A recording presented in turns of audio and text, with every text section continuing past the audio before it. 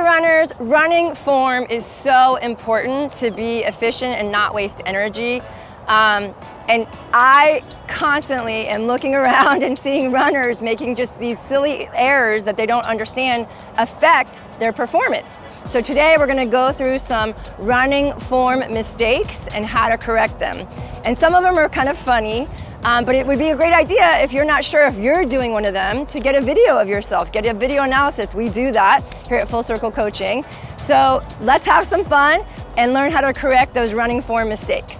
So first we're gonna talk about your head. I have a video about what perfect run posture should look like, so go check that one out. But most of the time people's head posture is really not good, right? And it's causing problems. It could cause problem and pain in their necks, right?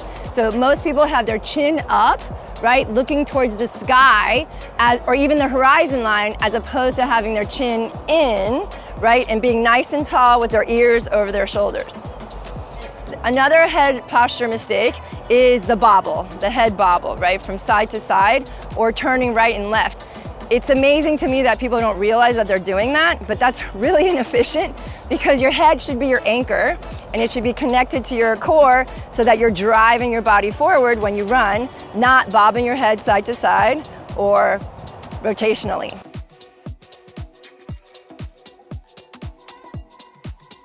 So your arms are super important. There's no part of your body that you don't use when you run, but your arms can actually help you or inhibit you from having a faster pace and also just have more biomechanical freedom, okay? So a lot of times I see people running, crossing their midline, and what I say, having like chicken arms, right? And this causes rotation in your body, which doesn't allow you to run forward where you want to go, right? So arms out, rotating around the spine, as opposed to what we want is straight arms, front to back, making sure your fingertips brushing your waist. Another one is chopping wood, okay? What I call chopping wood. You're opening and closing your arms instead of keeping the lever, the lever short, 90 degrees, and having a short, efficient arm swing. Now this is specifically for endurance running.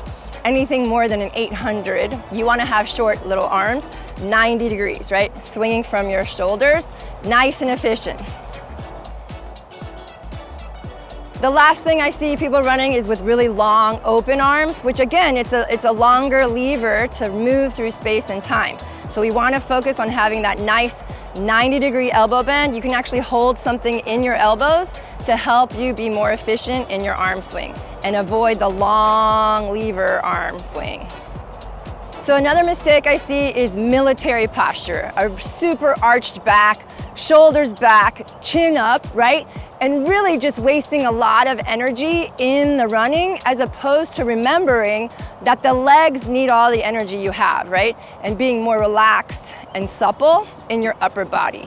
So from the side, it looks like this, a super arched back, shoulders back, and really, really exaggerating the effort, like so much effort, as opposed to just being relaxed, right? And having a natural arm swing and thinking about being supple. The next form issue I see a lot of times is from people's sitting posture all day long. They come out and go running and they want to run, but their hip flexors are so tight, right? So they're literally running like this, right? So they don't have open hips. Ideally, when you run well, you have a nice open hip so your knee can come behind you and have a nice 30-degree extension, right? But if your hips or your butt's in a bucket, I call that, you run like this, right? So it can really inhibit your running form. So you want to have tall, open hips. So obviously stretching is important, but also thinking about it and thinking about your heel coming back behind you to help that hip fall forward. So feet are so important. They're the first point of contact with the ground. And I see so many people running like a duck, right? So toes out, right? And they're literally, you know, you can really have a lot of joint deterioration if you're running like this, with your feet out. You might not even be aware of it. So first of all, you need to have the flexibility in your feet to have them be straight, but it's a conscious decision to look down at them and make sure they're straight. So duck feet is wrong, and then correct feet are straight feet, you know, in line with your knees and your hips. So the last form mistake I constantly see, and this is controversial, But I believe what I believe for many, many physiological reasons. You should not be heel striking when you land on your foot strike when running, okay?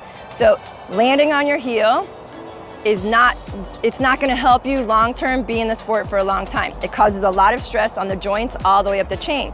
So learning how to foot strike with your midfoot, landing flat-footed, is gonna help you fall forward over your center of gravity and pull your heels up behind you. When you heel strike, you literally put on the brakes and you have to use so much more effort and momentum to overcome that braking, right?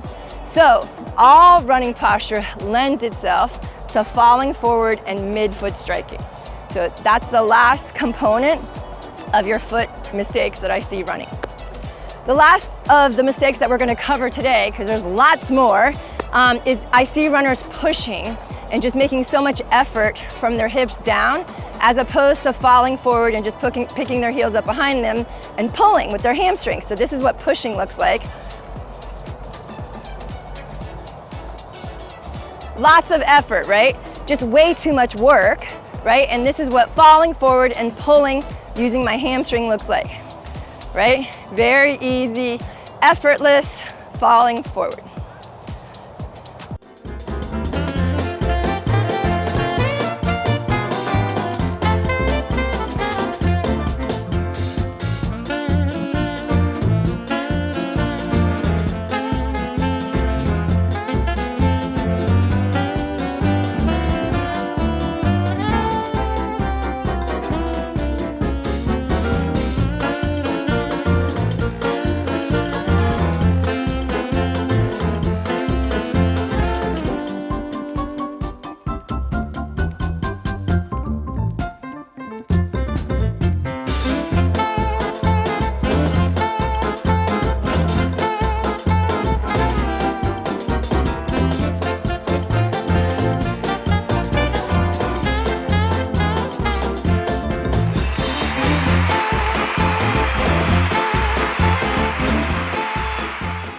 All right, you guys, those are just a few of some common mistakes that I see. And once you start to recognize them, you're gonna be able to point them out in yourselves and also on people that you're seeing running on the street. And everything is so easy to fix, and it will have a huge impact on your ability to stay in the sport longer. You know, I plan on running until I'm 100, right? So I know my biomechanics is everything. So make these corrections in your form, get a video analysis, and see where you need to do some work to get better running posture, better running form, so you can run forever. If you like this video, don't forget to subscribe and follow, share it with a friend, and I'll see you in the next one.